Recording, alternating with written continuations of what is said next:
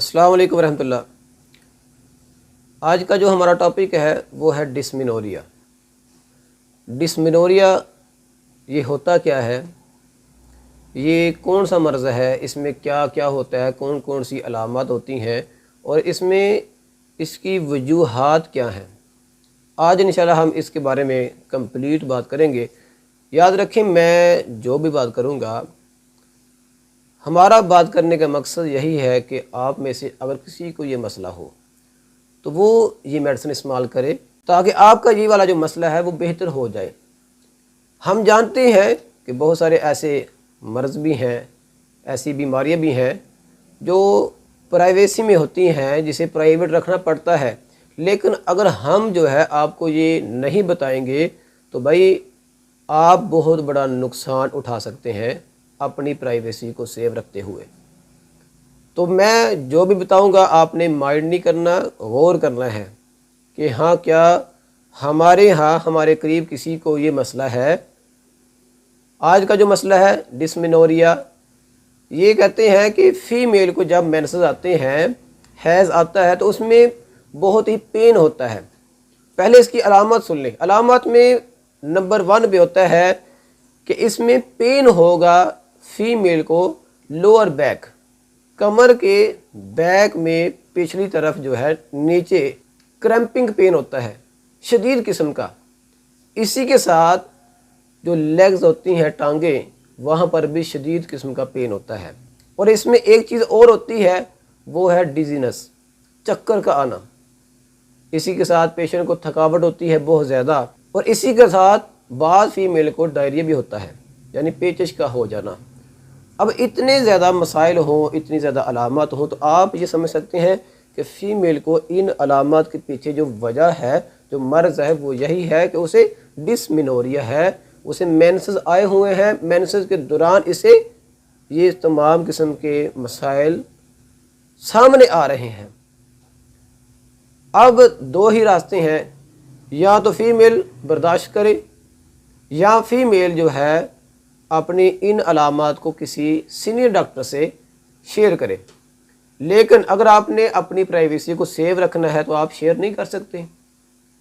آپ شیئر نہیں کریں گے تو آپ بہت بڑے مسائل میں چلے جائیں گے، پھر آپ کو بڑا مسئلہ بھی برداشت کرنا پڑے گا، اور آخر میں یہی ہوگا کہ آپ کو بعض یہ بولیں گے کہ اپنا جو یہ والا عضو ہے، یوٹرس وغیرہ، اسے ریموو کروا دیں۔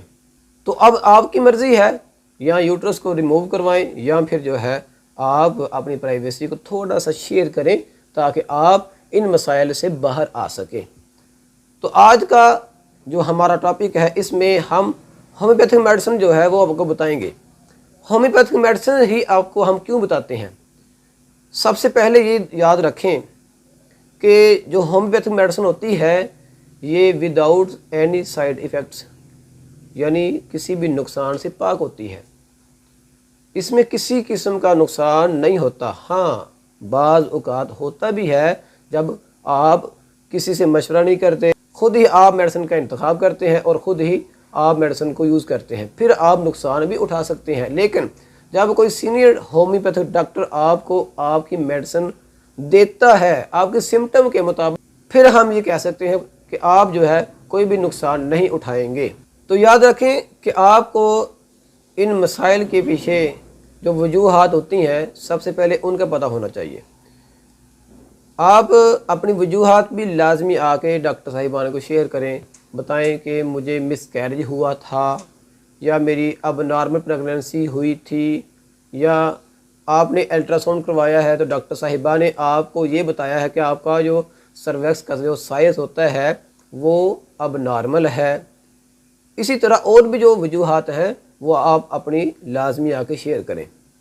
اگر بات کی جائے ہومیوپیتھک میڈیسن کی، کہ کون سی ایسی میڈیسن ہے جو ڈسمینوریا کے حوالے سے بہت ہی اچھا کام کرتی ہے، جس کا کوئی نقصان بھی نہیں ہے، یعنی اگر آپ یوز کرتے ہیں، اگر آپ کو فائدہ ہوا تو ہوا لیکن نقصان نہیں ہوگا۔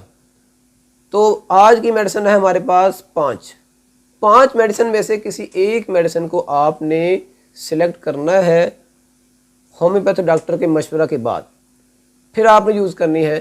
انشاءاللہ مجھے امید ہے کہ آپ کو یہ والا جو مسئلہ ہوتا ہے ڈسمینوریا مینسز کے دوران پین کا ہونا، یہ کبھی بھی نہیں ہوگا۔ عام نارمل پین ہوتا ہے، لیکن جو شدید قسم کا کرمپنگ پین ہوتا ہے وہ نہیں ہوگا۔ سب سے پہلی جو میڈیسن ہے وہ یاد رکھیں، کالوفائلم۔ کالوفائلم جو ہے یہ نمبر 1 پہ آتی ہے، نمبر 2 پہ آتی ہے کیمومیلا، نمبر 3 پہ آتی ہے سیمیسیفوگا، اور نمبر 4 پہ آتی ہے کیوپرم ایسیڈیکم، نمبر 5 پہ آتی ہے میگنیشیا فاس۔ یہ 5 قسم کی میڈیسن ہے جو آپ نے ڈسمینوریا کے حوالہ سے استعمال کرنی ہے ڈاکٹر کے مشورہ کے بعد۔ اگر کوئی ہومیوپیتھک ڈاکٹر میری ویڈیو دیکھ رہا ہے تو اگر آپ ڈسمینوریا کے پیشنٹ کور کرتے ہیں، ان کو آپ میڈیسن دیتے ہیں، ایک دفعہ آپ ان 5 میڈیسن کو بھی استعمال کروا کے دیکھیں، انشاءاللہ آپ کو اچھا رزلٹ ملے گا۔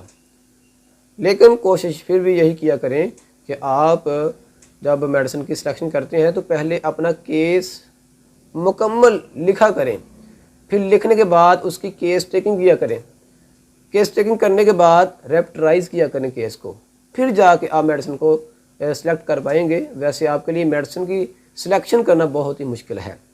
مجھے سوال اکثر آتے ہیں کہ جب میں میڈیسن کے بارے میں بتاتا ہوں یہ 5 میڈیسن ہے تو کیا ان 5 کو ایک وقت میں استعمال کر سکتے ہیں؟ دیکھیں، جیسے آج کل کمپنیاں آپ کو کمبینیشن استعمال کروا رہی ہیں، تو میں نے تو 5 بتایا ہے آپ کو، وہاں پر تو ماشاءاللہ ایک وقت میں 15-20 میڈیسن بھی یوز ہوتی ہیں، تو کوئی بات نہیں، اگر آپ ایک وقت میں ان 5 میڈیسن کو بھی استعمال کروانا چاہتے ہیں تو کروا سکتے ہیں۔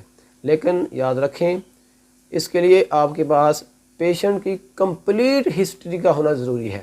یہ نہ ہو کہ 5 کی 5 میڈیسن آپ ایک وقت میں دے دیں اور ہسٹری میں جو ہے صرف ایک سمٹم ہو۔ سمٹم آپ کے لیے ضروری ہے، سمٹم آپ لازمی لیں، کیس ٹیکنگ کمپلیٹ کریں، کیس کے پیچھے کازز جو ہے وہ لازمی دیکھیں۔ جب آپ کے پاس sign and symptom and sensation and modalities and causes, یہ 4 یا 5 جو ایٹمیں ہوتی ہیں، یہ آپ کے پاس آ جائیں، پھر آپ جو ہے یہ 5 کی 5 میڈیسن استعمال کروا سکتے ہیں۔ اس کے علاوہ آپ کا کوئی بھی سوال ہو، ڈاکٹر صاحب ہو یا کوئی عام پبلک میں سے کسی کا سوال ہو، تو ویڈیو کے نیچے میرا نمبر شو ہو رہا ہوگا یا ڈسکرپشن میں میرا نمبر ہوگا، آپ وہاں سے میرا نمبر لے کر مجھے واٹس ایپ میسیج کر دیں۔ میں انشاءاللہ کوشش کروں گا کہ آپ کے ڈسمینوریا کے حوالے سے جتنے بھی سوال ہوں گے ان کا لازمی آنسر دوں گا۔ آخر میں آپ سے ریکویسٹ ہے کہ میرا یوٹیوب چینل ہے ڈاکٹر حافظ مستنصر DHMS کے نام پہ، آپ لوگوں سے ریکویسٹ ہے کہ آپ یوٹیوب پہ جائیں اور میرا چینل جو ہے وہ لازمی سبسکرائب کریں۔